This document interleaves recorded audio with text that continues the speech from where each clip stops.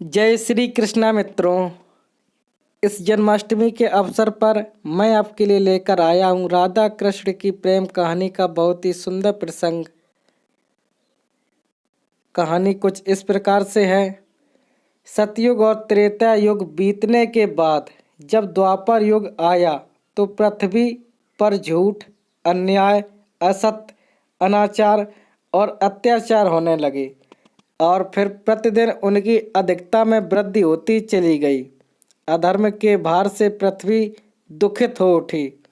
उसने ब्रह्मा, विष्णु और शिव के पास पहुंचकर प्रार्थना की कि वे उसे इस असहनीय भार से मुक्त करें, लेकिन वे तीनों ही पृथ्वी को इस भार से मुक्त करने में असमर्थ थे। कोई उपाय न देखकर विष्णु ने कहा, चलिए हम लोग भगवान के पास चलें, वही हमें कोई उपाय बता सकेंगे। विष्णु, लक्ष्मी, ब्रह्मा और शिव के साथ गोलोक में पहुँचे तो उन्होंने परब्रह्म परमेश्वर को कृष्ण के रूप में और उनकी माया को राधा के रूप में देखा। गोलोक के वृंदावन नामक सुंदर और सुरम्य वन में एक सुंदर आश्रम था। उसी के निकट एक नदी बह रही थी। विष्णु ने परब्रह्म परमेश्वर को पृथ्वी के दुख की गाथा सुनाई तो उन्होंने कहा, मैं पृथ्वी के दुख से परिचित हूँ। पृथ्वी को भार मुक्त करने के लिए शीघ्र ही मैं ब्रज में कृष्ण के रूप में अवतार लेने वाला हूँ। मैं वासुदेव की पत्नी देवकी के गर्भ से जन्म लूँगा और क्योंकि मैं अपनी माया से और मेरी माया मुझसे पृथक नहीं रह सकती, इसलिए मेरी माया राधा के रूप में बरसाने में वृषभानु गोप के घर में जन्म लेगी और उसके बाद मैं पृथ्वी को इस भार से मुक्त दिलाने का प्रयास करूंगा। क्योंकि एक एक पापी का वध करना कठिन है, इसीलिए मैं ऐसा उपाय करूंगा कि संसार के समस्त पापी स्वयं ही लड़ भिड़ कर पृथ्वी को भारहीन बना दें। आप लोग निश्चिंत होकर अपने अपने धाम को पधारिए और मेरे आदेशों को प्रतीक्षा करें। विष्णु आदि देवताओं ने परमेश्वर को प्रणाम किया और अपने अपने लोक में आकर परमपिता के आदेश की प्रतीक्षा करने लगे।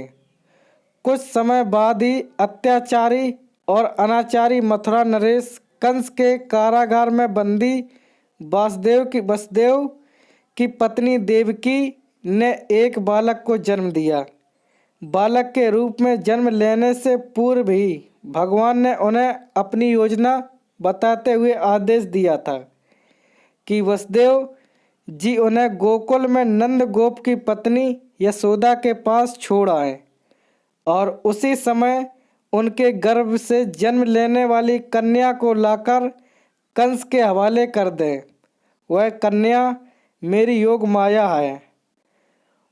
वसुदेव ने ऐसा ही किया और कृष्ण गोकुल में नंद गोप की पत्नी यशोदा की गोद में पलने लगे। उसी समय उनकी माया ने भी राधा के रूप में बरसाने के वृषभानु गोप की पत्नी के गर्भ से जन्म लिया, जिसका नाम माता पिता ने बड़े चाव से राधा रख दिया। दो अलग अलग गांवों में रहते हुए भी राधा और कृष्ण बचपन से ही एक दूसरे को जानने लगे थे। वन में गाय चराते हुए अक्सर राधा ने कृष्ण की भेंट हो जाया करती थी। फिर जब वे दोनों बड़े हो गए तो जब भी रात की बेला में कृष्ण अपनी बांसुरी के स्वरों द्वारा अपनी प्रियतमा राधा को पुकारते, राधा अपनी सहेली गोप बालाओं के साथ कृष्ण के पास पहुंच जाती। राधा और कृष्ण का यह प्रेम दो किशोर लड़के लड़की का प्रेम था, जो थोड़े से दिनों में ही पूरे ब्रज में चर्चित हो गया। नंद बाबा और यशोदा ने चाहा कि कृष्ण का विवाह राधा के साथ कर दिया जाए उधर बरसाने में वृषभानु और उनकी पत्नी कलावती की भी यही इच्छा थी। एक शुभ दिन देखकर राधा और कृष्ण की सगाई कर दी गई। पूरा ब्रज आनंदोल्लास भरे उत्सवों से भर गया, लेकिन उन दोनों का विवाह नहीं हो पाया था कि कंस के आदेश पर अक्रूर कृष्ण को बुलाने के लिए मथुरा से वृंदावन पहुंच गए और अत्याचारी कंस तथा राक्षसी स्वभाव वाले उसके अनुचरों का वध करने के लिए कृष्ण को बलराम के साथ वृंदावन छोड़कर मथुरा जाना पड़ा। और मथुरा में कंस आदि का वध करने के बाद मथुरा राज्य की सुरक्षा के उत्तरदायित्व ने कृष्ण को इतना उलझा दिया कि वह चाहकर भी वृंदावन नहीं जा सके। अपने जामाता कंस के वध का बदला लेने के लिए उसके ससुर जरासंध ने अपनी विशाल सेना के साथ मथुरा को घेर लिया, लेकिन कृष्ण और बलराम ने अपने पराक्रम से जरासंध और उसकी विशाल सेना को पीठ दिखाकर भागने पर विवश कर दिया। लेकिन जरासंध पराजित होकर भी शांत नहीं बैठा। उसके कई बार मथुरा पर आक्रमण किए। मथुरा एक छोटा सा राज्य था और मथुरा नगर को सुरक्षित स्थान पर नहीं बसाया गया था।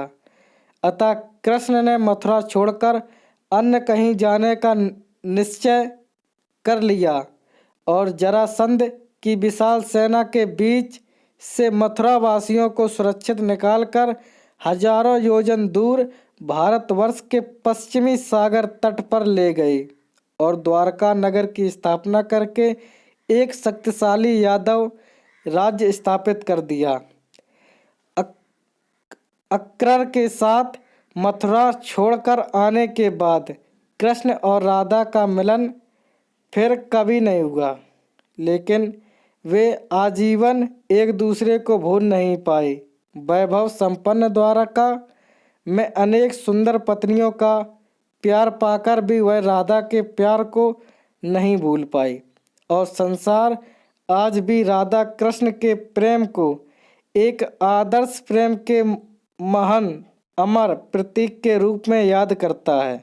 उनकी मूर्तियां भारत के मंदिरों में ही नहीं, विदेशों में भी अनेक मंदिरों में प्रतिष्ठित हैं और लोग बड़े भक्ति भाव से उनकी पूजा आराधना करते हैं।